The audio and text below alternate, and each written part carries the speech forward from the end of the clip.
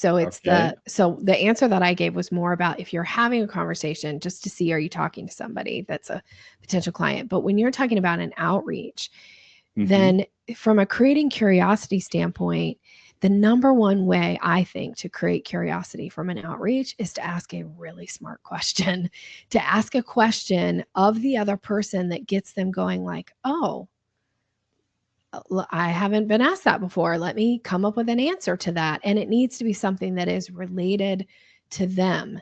Because if Mm-hmm. you can ask, instead of telling people, like, oh, here, like you said, this minute and 30 seconds, like, here's who I am, here's who my company is, here's all the stuff that we sell. That's what I call word vomiting and dog calling energy, right? Like, oh, like too much. So, like, you're right, they're not going to listen. But if you can ask them a question that gets them going, like, maybe that's something I'd like to answer and know the answer to because nobody's asked me that question. And now it shows that you're interested in them as the prospect. It's not like, oh, I'm just here to talk at you.